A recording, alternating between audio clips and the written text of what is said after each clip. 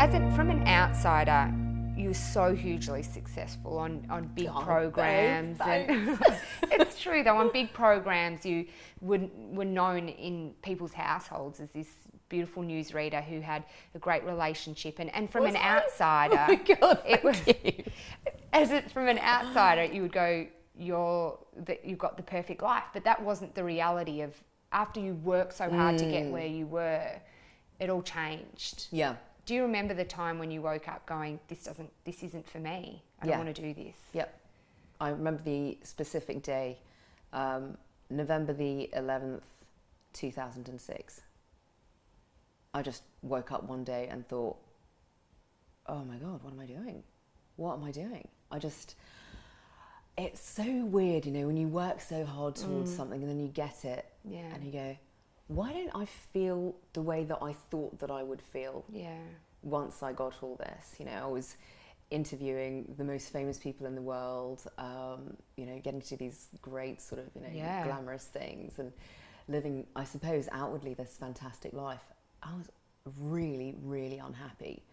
So yeah, it probably sounds so bizarre, but I just woke up this one day and thought, oh my God, what have I done? Yeah, right. But it felt like it was too late to change anything. And because you had put so much work into it, because it would almost be the guilt of, I should be loving this, I'm so lucky, but I'm not. Totally, yeah.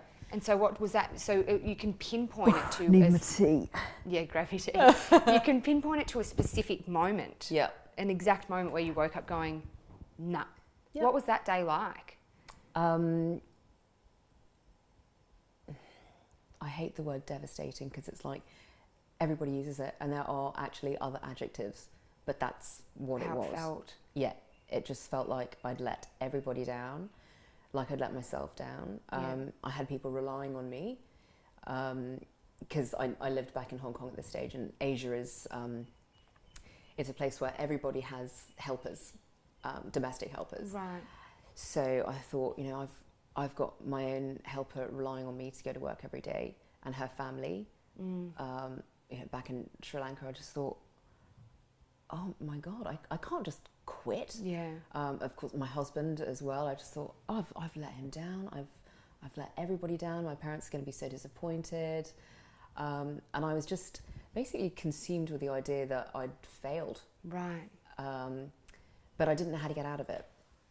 So did you just continue? Did you just get up and keep going?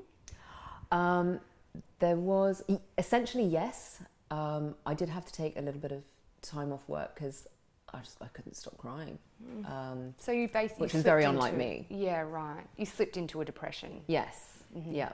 And that was the other thing. I just thought, oh my God, I knew I was depressed and everything looked just so black. And I thought, there are people in the world with unfathomable problems.